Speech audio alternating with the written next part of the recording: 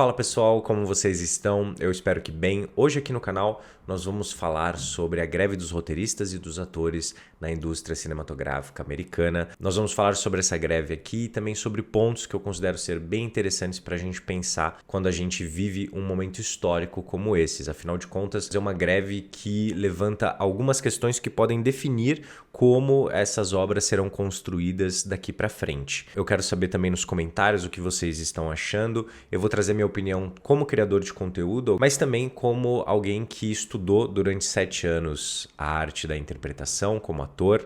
Tanto estudei como trabalhei como ator durante todo esse tempo e hoje, como vocês podem ver, desenvolvo os meus próprios projetos artísticos. Com a chegada dos streamings, várias alterações começaram a ser realizadas nas salas de roteiristas, onde não só um, como vários roteiristas trabalham juntos para a criação desses episódios, tendo ali o showrunner como o seu líder.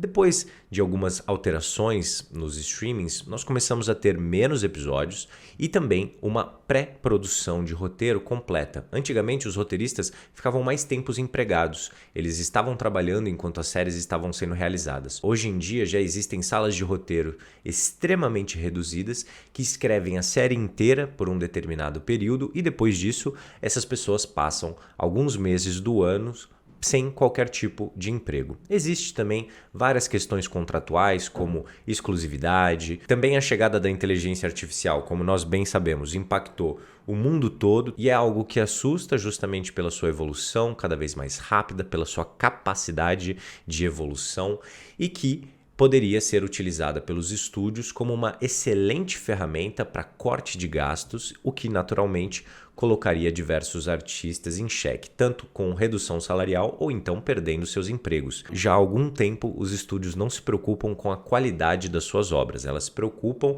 com o engajamento que elas vão gerar com o público, muitas vezes deixando narrativa, criatividade, novos olhares de lado para simplesmente seguir algumas tendências, seguir dados que os algoritmos entregam para que eles possam, é claro, ter mais clientes, fazer mais vendas e ter mais lucro.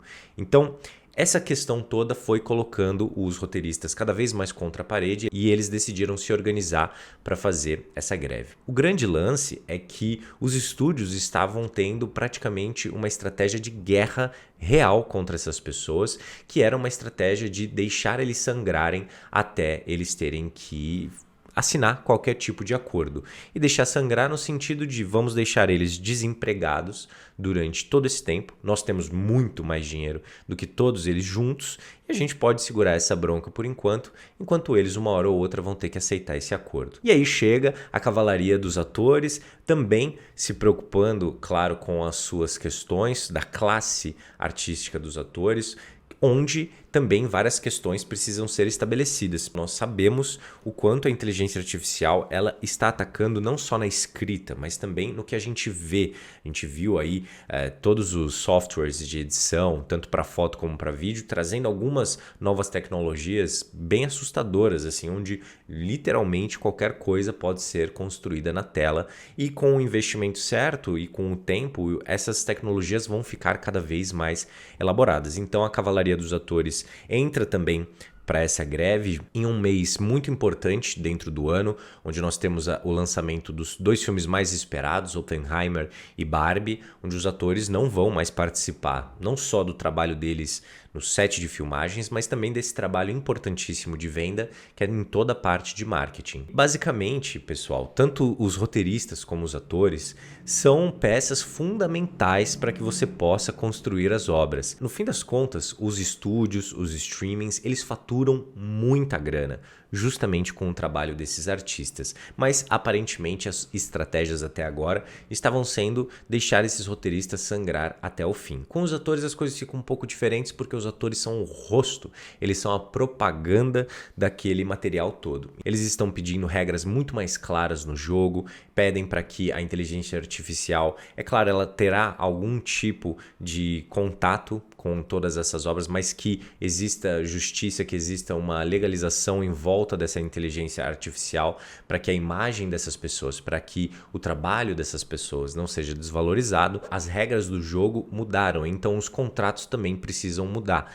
No fim das contas, antigamente, todos eles recebiam os procedurals depois de fazer algum projeto, eles continuavam ganhando ali um pagamento todas as vezes que as séries eram renovadas ali, tanto depois de terem acabado as temporadas, mas elas continuavam sendo passadas na televisão, os atores, os roteiristas, os diretores, todos eles recebiam ali uma grana, todas as pessoas que trabalharam na obra recebiam ali uma grana. Com os streamings isso não acontece, inclusive tem uma questão muito séria que é os streamings não revelam os seus resultados, então esses artistas não fazem ideia do impacto que eles estão tendo dentro desses streamings, eles não fazem ideia quantas pessoas estão renovando suas assinaturas porque as suas obras colaboram com isso. Isso é muito complexo. Existe um pagamento pelo serviço prestado, mas não existe um pagamento por essa colaboração de continuar utilizando aquele produto ao longo do tempo. E isso é algo extremamente sério, pessoal. Com a chegada dos atores e com uma possível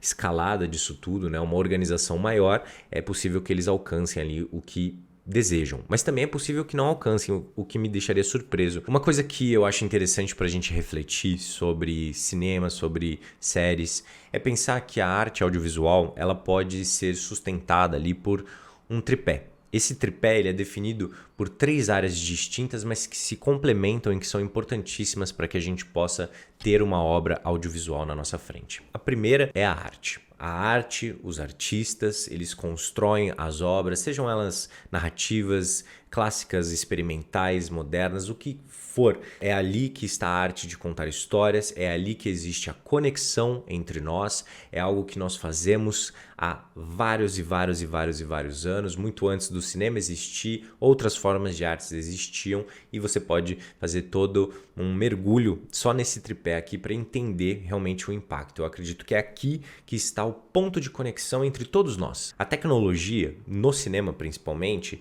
ela possibilita que essa arte seja realizada, porque é através da tecnologia que todo o som e movimento é captado. Então é uma arte que ela se estabelece, ela nasce a partir da invenção de uma tecnologia que permitiu que essa arte existisse. E a tecnologia vai avançando ao longo do tempo e vai transformando. Nós tivemos a chegada do som, nós tivemos a chegada das cores e também, é claro, nós temos a tecnologia na projeção dessas obras. Uma projeção que se dava inicialmente em salas e que depois saíram das salas, foram para a televisão. Da televisão você começa a ter os VHS, os DVDs e finalmente a grande mudança nessa distribuição, nessa exibição das obras a partir da tecnologia, que é a chegada dos streamings. A partir do momento em que não só através dos streamings, mas também através do YouTube, a gente consegue ver essas obras no nosso computador, no nosso celular, então você não precisa mais se deslocar nem mesmo até a sala da televisão para conseguir assistir qualquer coisa. Então a tecnologia ela altera tudo isso, ela é importantíssima. A arte nos conecta em um sentido espiritual, emocional, intelectual, mas a tecnologia é a ponte para que a arte possa passar. Isso quando a gente está falando do audiovisual, tá, pessoal? Em outras artes já é outra história. E o terceiro ponto são os negócios. Todo esse envolvimento entre arte e tecnologia pede uma participação gigantesca dos negócios e é um negócio muito lucrativo. Quando a gente estuda a história do cinema, nós sabemos que existiram várias e várias mudanças, mas o fato é que eles querem fazer negócios. Eles viram a Netflix ganhando esse mercado a passos largos enquanto tinha pouquíssima concorrência, se tinha alguma, e agora estão atacando com tudo para ter a sua assinatura. No fim das contas, a partir dos negócios, os filmes são vendidos, os filmes são comercializados, as pessoas compram ingressos e existe também uma importância gigantesca dentro dessa parte dos negócios que faz a transição entre uma coisa e outra, faz as coisas também chegarem muito. Só que no fim das contas, nessa parte dos negócios, você sempre tem uma espécie de concentração de poder. Essa concentração de poder já esteve muito mais nas mãos dos estúdios, leis foram estabelecidas para que as coisas mudassem e mais leis precisam ser criadas agora nessa nova fase tecnológica, onde nós temos talvez um dos maiores avanços tecnológicos de todos os tempos, a chegada da inteligência artificial, uma coisa que é assustadora, fascinante de diferentes formas, mas no fim das contas os negócios eles vão se alterando nessa conexão com a tecnologia também. Então, quando a gente estuda a história do cinema, a história da televisão, esses tripés, eles sempre vão alterando um ao outro. Por exemplo, quando você tem uma obra artística brilhante como Sopranos, a história da televisão muda para sempre. O negócio da televisão muda para sempre. A qualidade muda para sempre. Então, sim, a arte também tem um impacto gigantesco nos outros dois pontos. Os três deveriam estar em uma espécie de equilíbrio, mas é muito difícil mantê-lo. Há bastante tempo eu me dedico a ser um artista também, tanto na arte da atuação, como na parte de roteiro, na parte de direção. E sim, quando a gente decide seguir esse caminho, ele é um caminho árduo, não é um caminho fácil. Existem vários obstáculos. E uma das coisas que eu mais percebo na construção das obras é que a lógica para se criar a arte, ela é oposta da lógica mercadológica. Ainda que em algum momento, depois da arte estar ali pronta, a lógica mercadológica colabore muito para que ela ganhe o mundo, chegue até você, no fim das contas, a lógica do mercado ela sempre vai pedir mais rápido, o menos custoso possível. O único objetivo de um negócio é gerar lucro para o seu CEO, lucro para os seus investidores, e é isso. Esse é o grande objetivo. O problema é que esse é um mercado que só existe graças à lógica artística. É por isso que se um roteirista e se um ator não aparecem para trabalhar, não existe obra. E é muito importante que todas as outras áreas por trás de uma obra audiovisual se juntem a essa greve, porque sem eles também não é possível.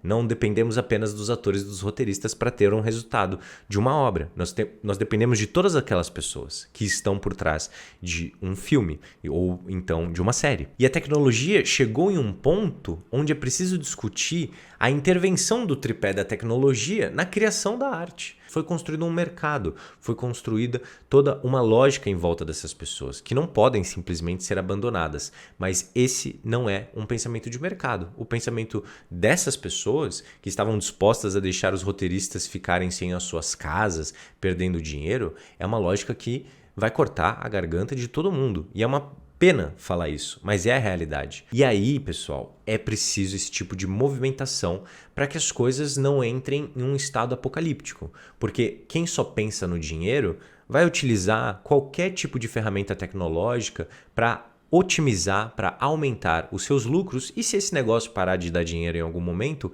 ela muda de negócio. Enquanto para outras pessoas, mesmo que elas tentem desistir, mesmo que elas pensem, por que eu vou escrever se esse mercado é um mercado que tritura todos os artistas? Essa pessoa não teve opção. Essa pessoa escreve porque ela precisa escrever. É um outro lance. Isso não significa que elas são ingênuas. Isso não significa que elas podem ser maltratadas, mal pagas. E pensando nessa diferença entre a lógica artística, criativa da lógica de mercado, é muito importante valorizar, em um país como o nosso, por exemplo, as leis que incentivam os artistas a continuar criando sem depender única e exclusivamente do mercado.